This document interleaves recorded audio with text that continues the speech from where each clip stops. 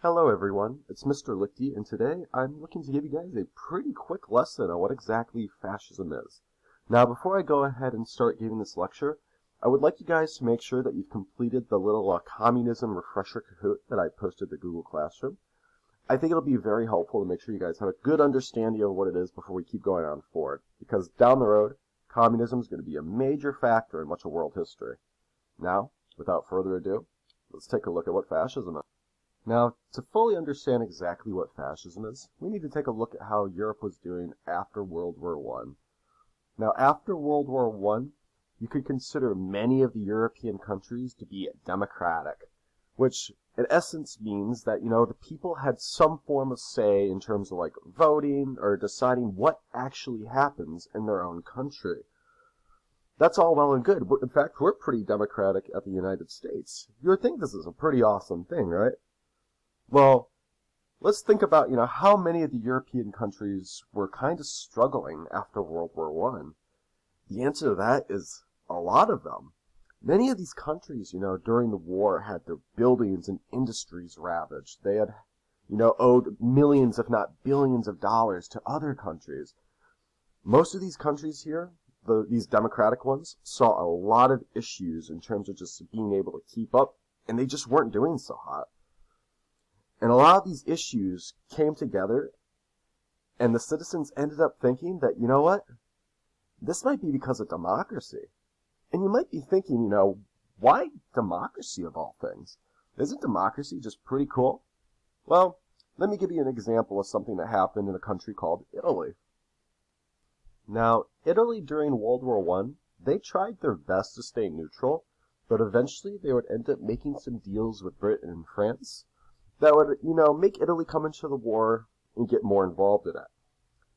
After World War I was over, Italy was left in kind of a weird position.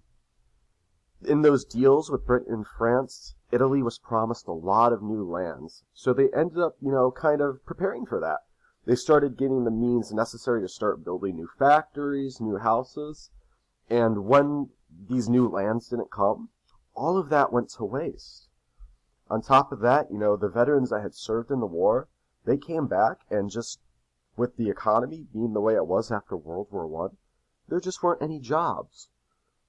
And since all the other countries weren't doing too well as either, trade was just slowing down across the board. Europe can't really afford to be exchanging goods at this time. They have to take care of what's happening in their own countries. And with all of those problems combined, Italy needed money. The government Italy needed money so that they could try to fix it. And unfortunately, that involved raising taxes, which not many people in Italy were very happy about. Now, besides the tax things, we have three important events that are going on in Italy right now. What exactly do you think the Italian government, the Italian democracy is doing about this? They're not doing anything. Besides raising taxes, which a lot of people didn't like, they're having trouble, coming to an agreement on what exactly they need to do. Think about that. Have you guys ever had a problem with a friend, and you're just really trying to solve it, and you guys might both have good ideas, but you can't just come to an agreement? And because of that, it seems like nothing's getting done? That's exactly what was happening in Italy. The Italian government could not come together and figure out exactly what they needed to do. And what that led to was actually nothing getting done. That's not a very good look for democracy right there. So, if people are having a problem with democracy, what exactly are the alternatives? Well, as you guys already should know at this point, there's the possibility of having a communist government. It's happening in Russia right now, and it's becoming all the rage amongst a lot of people, especially the working class, Those people in Italy, the poorer people that had their taxes raised, the idea of being in a communist system and being able to, be equal to all of the rich people around them and being able to maybe partake in just everyday life without worrying about being poor, that sounds really cool. Never mind the fact that, it might not work.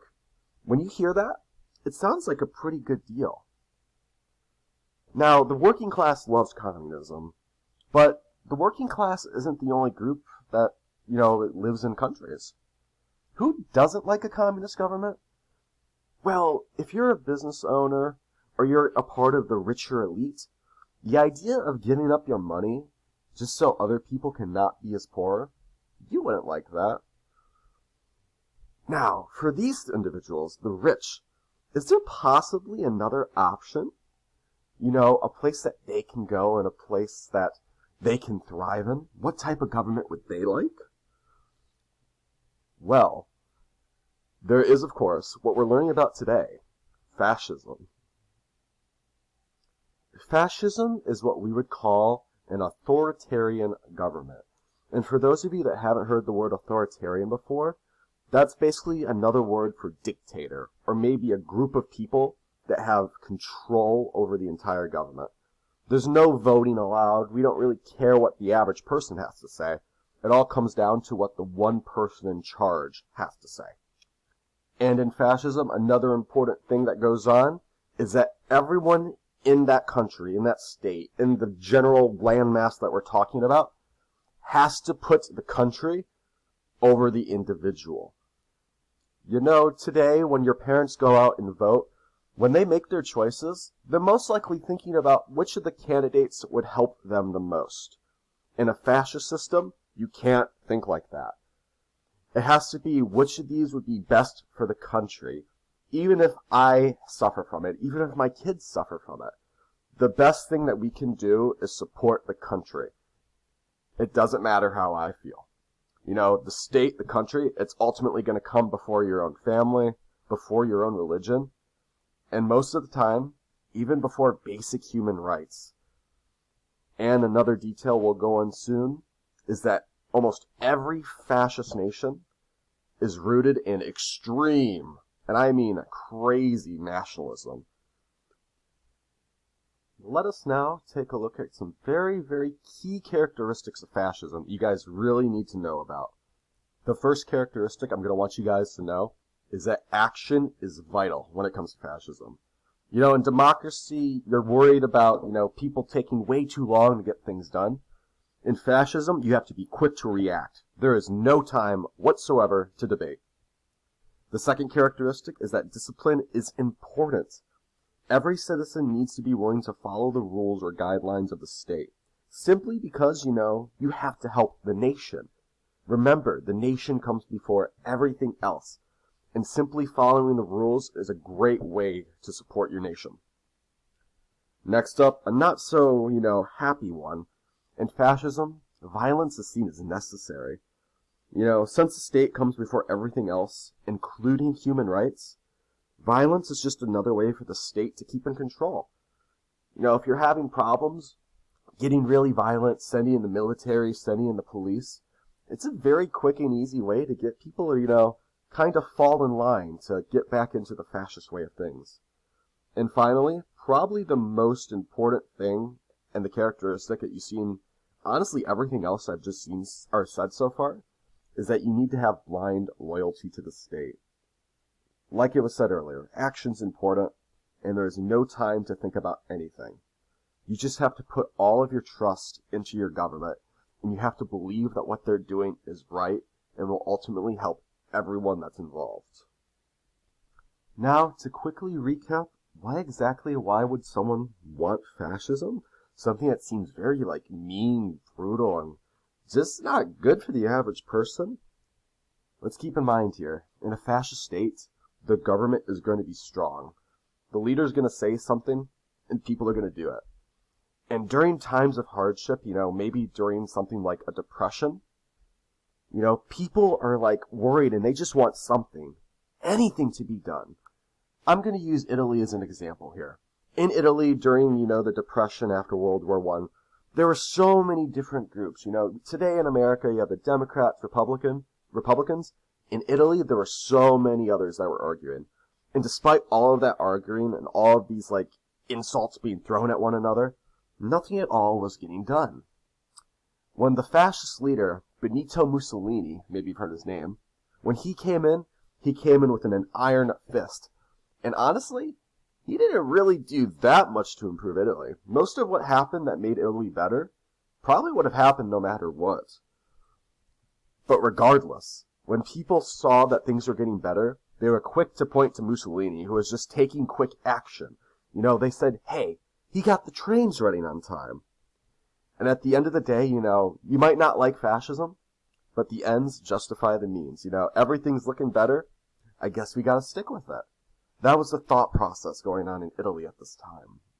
And the thought process of why so many other countries down the road would end up turning to fascism. Now, I promised we would come back to that nationalism part earlier, and I think it's time we do. So, in fascism, there's a lot of nationalism.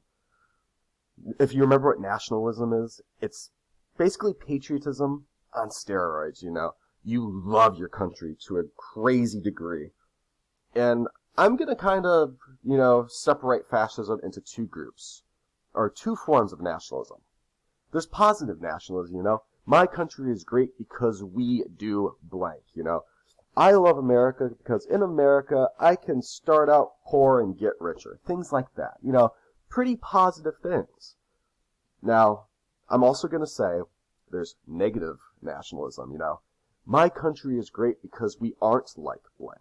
Instead of looking at the positives as yours, you start pointing out the negatives in other places, Oh, in America we're great because at least here we don't eat beans on toast like those disgusting British people. That's the way that nationalism tends to take form in a fascist country. And it happens a lot. And the reason why that's important is that this type of thinking down the road in Italy, and later we're going to learn places like Germany and even Japan, this led to a lot of racism. And it's going to show in policy and just the way that everyone acts. Alright, hopefully that makes sense. For the most part, I think we're done with the notes here on fascism. This slide right here, in case you're still confused about fascism and maybe want to understand how it compares to communism, I made this nice little chart that you can look through. It quickly shows you, what communism does, what fascism does, and the similarities you see in both of them. Hopefully it helps you out. Okay, so I think we're good for the day, guys. If you have any questions, feel free to just bring it to me in person or just send me an email real quick online, lichtdz@fremontschools.net. And yeah, I think we're done for the day. You guys have a good one. See you Thursday and or Monday.